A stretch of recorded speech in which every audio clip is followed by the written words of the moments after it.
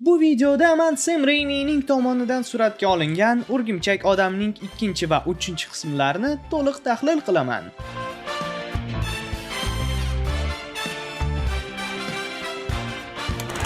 Ikkinchi qism birinchi qism sahnalari bilan boshlanadi. Bu illyustratsiyalarni eng mashhur komiks rassomlaridan biri Alex Ross chizgan. U realistik chizish uslubi bilan ajralib turadi va u Marvel hamda DC uchun ishlagan. Uning ishlarini minglab boshqa rassomlardan ajratish juda oson. Ko'rinib turibdiki, Sam Raimi Alex Rossning ishlarini hurmat qilgan. Chunki u hattoki birinchi film uchun kostyum konseptlarini ham chizgan. Film Mary Jane'ning yuzi bilan boshlanadi va aynan uni yuzi bilan tugaydi. Peter Joe Pizza'da ishlaydi va bu pizzeriya New Yorkda haqiqatda mavjud va filmda ko'rsatilgandek Bleecker Streetda joylashgan. Aslida u biroz chaproqda, lekin baribir Bleecker Street 177A yaqinida joylashgan. Komikslarda va Marvel filmlarida aynan shu manzilda Doctor Strange'ning Sanctum Sanctorumi joylashgan. Bu filmning o'zida ham Doctor Strange eslanadi va uning mavjudligi tasdiqlanadi. Doctor Strange.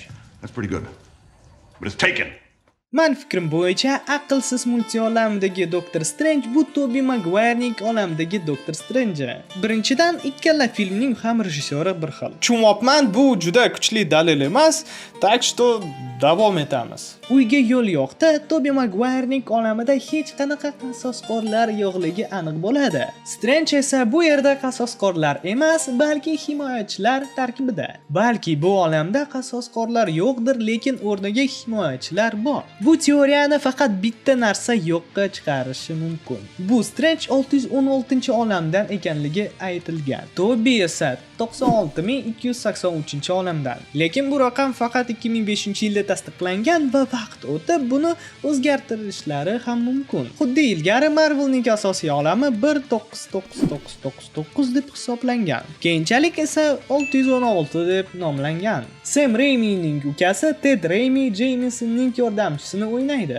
Bill Nunn esa Daily Bugle'ning halol xodimlaridan biri Joseph Robertson rolini ijro etgan. U komikslarda ham filmlarda ham Jameson bilan tortishib, O'rgimchak odamni yomon emasligini isbotlashga harakat qilgan. Shu filmlarni tahlil qilish uchun ularni albatta ITV orqali ko'rdim. Bu yerda siz ko'plab filmlarni ajoyib sifatda mazza qilib ko'rishingiz mumkin. ITVda xohlagan film, serial va animatsion filmlarni ko'rishingiz mumkin. Telefon, planshet yoki Smart TV orqali tomosha qilish uchun qulay. Eng asosiysi, ITVda ko'plab filmlarni ajoyib o'zbekcha dublyajda topish mumkin. Havola orqali o'ting yoki QR kodni skaner qilib ilovani yuklab oling. Agar siz yangi foydalanuvchi bo'lsangiz, bor yo'g'i 290 so'mga sinov obunasini oling va eng zo'r kinolar olamiga qo'shiling. Bu hikoyani hamma biladi, lekin aytmay qo'yish mumkin emas. Tobey Maguire suratga olish jarayoni oldindan beldagi muammolar haqida gapirgan va hatto filmda ishtirok eta olmasligi mumkinligini aytgan. Shundan keyin uni agenti gonorarni oshirishni so'ragan. Sony esa buni shantaj deb o'ylab, Tobeyni Jake Gyllenhaal bilan almashtirishga qaror qilgan. Jake hatto rolga tayyorgarlik ham ko'rgan. Lekin shundan keyin Maguirening menejeri rasmiy uzr so'ragan, Tobey esa oxir-oqibat filmga qaytgan. Insiderlarning aytishicha, Tobey ikkinchi film uchun $17 million olgan. Mishmishlarga ko'ra, u 20 yoki 25 million va daromaddan foiz so'ragan. Birinchi film uchun esa u $4 million olgan. Bel bilan bog'liq sahna u uchun jazomi yoki yo'qmi aniq emas. Ba'zi manbalarga ko'ra, u avvaldan ssenariyda bor edi. Boshqalar esa Sony va Raimi buni Tobeyga jazo sifatida qo'shgan deb o'ylaydi. Daily Bugle gazetasida doimiy bel og'rig'i aqlsizga olib keladi deb yozilgan. Shuni hisobga olsak, menimcha bu yerda rejissyor va studiya Tobeyni ustidan kulgan. Bel haqida hazil Uyga yo'l yo'q filmda ham takrorlanadi. Pizzani yemoqchi bo'lgan yigit Scott Spiegel. U qahrli o'liklar proyektida ssenariy mualliflaridan biri bo'lib, Raimi bilan ishlagan. 3-qismida u barda paydo bo'ladi. Pizza uchun pul bermoqchi bo'lmagan ayol esa Suyaklar serialining yulduzi Emily Deschanel. Bu sahnada rejissyor Sam Raimi ham cameo qiladi.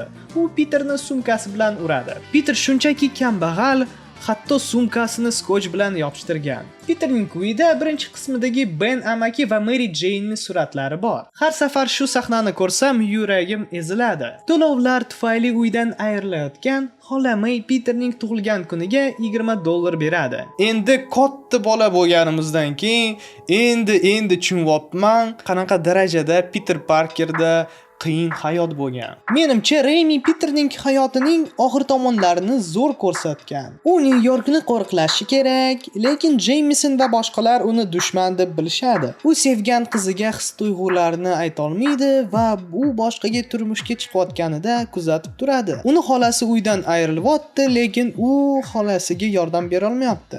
Eng yaqin do'sti bilan urushib ketyapti, chunki u o'rgimchak odamni sotmayapti. Otasi haqida ham haqiqatni aytmaydi, chunki u va'da bergan. Hayron emas, bir payt kelib unda kuchlari yo'qolib qolgan. Bu psixosomatika deb ataladi. Kichik bir tushuntirish, psixosomatika bu o'zi nima? Masalan, asabiylashganda qorin og'rishi mumkin, stress, aybdorlik hissi, charchash. Peter aynan shuni boshdan kechiradi va uni kuchlari yo'q bo'lib ketadi. Yana bir yurakni ezuvchi detal. O'rgimchak odam bo'lib, bankdagi odamlarga yordam berish uchun Peter xola Mayni yolg'iz tashlab ketadi. Ammo xola May buni tushunmaydi va Peter uni tashlab qochib ketdi deb o'ylaydi. Umid qilamanki, amma May bir payt Peter kimligini tushunib bo'lgan. Bu yerda Alex Ross tomonidan qayta chizilgan Amazing Fantasy nomer 15 posteri bor. Betda esa Betty Brantning yigitni ismi Edward Leeds eslatib o'tiladi. Komikslarda u Hobgoblin bo'lib chiqadi. Marvel kino olamidagi Ned Leeds esa Edward Leeds va Gunn Kelly obrazlarining aralashmasi hisoblanadi. Doktor bilan suhbatda Peter do'stining tushi haqida gapiradi. U tushida o'rgimchak odam bo'ladi va kuchlari yo'qolib ketadi. Menda har doim doktor uni kimligini tushunib ketgan degan tuyg'u bo'lgan. Uysiz bir kishi kostyumni topib, uni Daily Bugle'ga olib boradi. U kostyumni eBay orqali yanada qimmatga sotish mumkinligini aytadi. Bu situatsiya real hayotda ham sodir bo'lgan. O'rgimchak odam filmning birinchi qismi suratga olinayotganida 4 dona kostyum o'g'irlangan va har biri $50,000 ga baholangan. Bu ishni hatto FBI tergov qilgan va aybdorlar qo'lga olingan. Peterning Dr. Octavius bilan bo'lgan birinchi uchrashuvda doktor uni aqlli lekin dangasa deb aytadi. Peter esa o'zgarishga harakat qilaman deb va'da beradi. Oradan yillar o'tib, Uyga yo'l yo'q filmda ular yana uchrashganda Peter Octaviusga hali ham o'zgargani harakat qilyapman deb deydi. Bundan tashqari Peter Dr. Octavius bilan suhbatda Bernoulli qonunini tilga oladi. Aynan shu qonun o'rgimchak odamning o'z to'rida harakatlanish mexanizmini tushuntiradi. Spektaklga gul otganida Carnation deb atalgan gul bo'ladi va bu Carnage degan simbiotga ishora. Octavius komikslardagi Ultimate versiyasidan ilhomlanib yaratilgan. Janob Ditkovichga e'tibor berish kerak. Peterdan har doim pul so'rayotgan odam aynan o'rgimchak odam yaratuvchilaridan biri Steve Ditka sharafiga shunday nomlangan. Mary Jane sahnada Oscar Wildening jiddiy bo'lish qanchalik muhim degan spektaklda o'ynaydi. Bu pyesa ikki hayot kechirayotgan insonlar haqida bo'lib, Peterning ikki shaxsiy hayot bilan ajoyib parallellik hosil qiladi. Film plakatlaridan birida Jay Fraser nomi ko'rinadi. U birinchi filmning vizual effektlar ustasi bo'lib, filmning Oscarga nomzod bo'lishiga hissa qo'shgan. Aynan u tufayli ikkinchi film Oscar olgan. Filmda 1960-yillardagi mashhur o'rgimchak odam qo'shig'ini ijro etayotgan skripachkani ko'ramiz. Dr. Octaviusning mexanik qo'llarini rangiga e'tibor bering. Agar chiroq oq rang bo'lsa, Octavius o'zini nazorat qilyapti. Agar qizil bo'lsa, sun'iy intellekt nazoratni qo'lga olgan. Uyga yo'l yo'q filmida ham shu detal saqlangan. Menda bitta qiziqarli teoriyam bor. Uyga yo'l yo'q film oxirida davolangan yovuz qahramonlar o'z olamiga qaytgan. Masalan, Goblin Glider unga urilishdan 1 sekund oldin qaytgan bo'lishi mumkin. Octavius esa suvga qaytgan bo'lishi mumkin.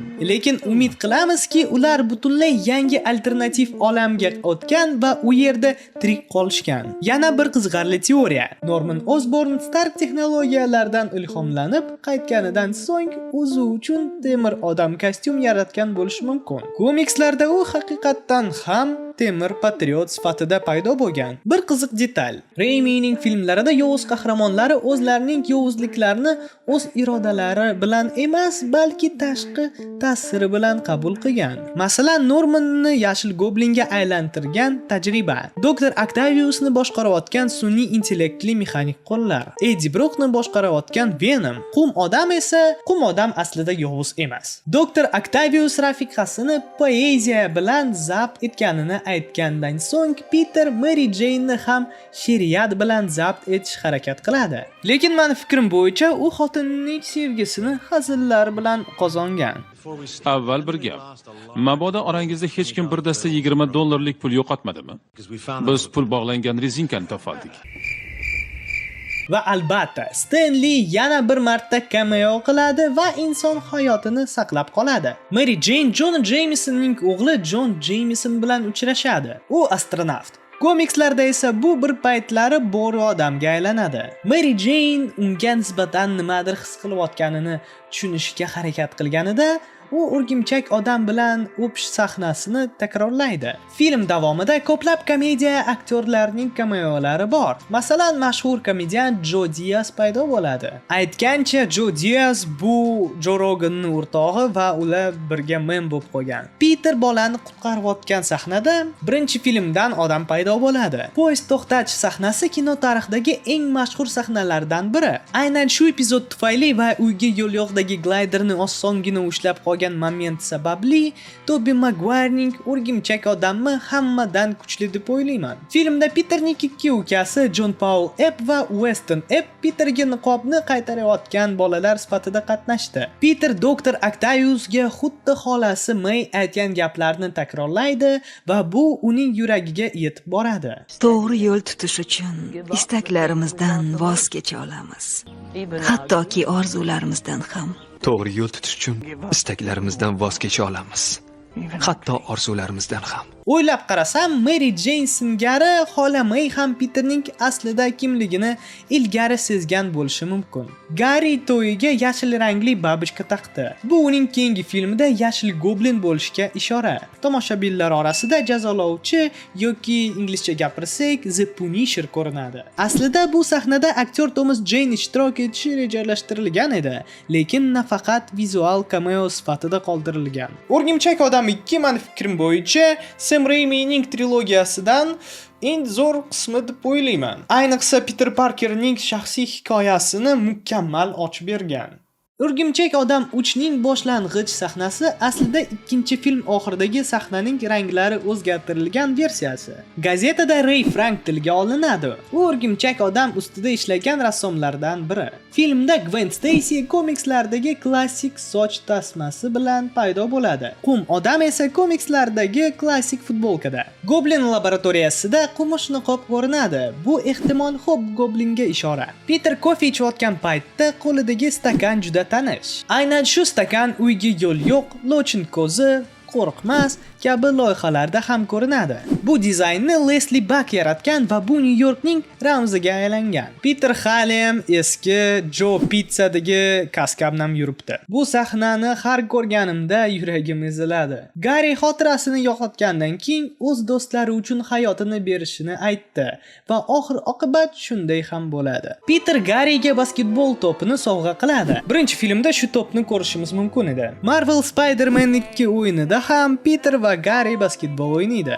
Gary eski kiyimlarini kiyib yuradi, ehtimol bu uning xotira yo'qotganiga ishora qiladi. Peterni Venom egallaganda uni logotipi o'zgaradi. Film davomida birinchi va ikkinchi qismdagi gazetalar paydo bo'ladi va albatta Stan Lee ham paydo bo'ladi. Peter Gwenni aynan Mary Jane'ni o'pgani kabi o'padi. Sony bu sahna uchun bir qo'lli kickbokserchi Baxter Humphreyni jalb qilgan. Shu sahnada prodyuser Grant Curtisning ham cameosi bor. U o'rgimchak odam 3 haqida juda ko'p qiziqarli faktlarni aytib bergan. Masalan, memga aylangan raqs sahnalari aslida aynan shunday noqulay va g'alati bo'lish kerak edi. Hech kim haqiqatdan ham Peterni krutoy qilib ko'rsatishni rejalashtirmagan.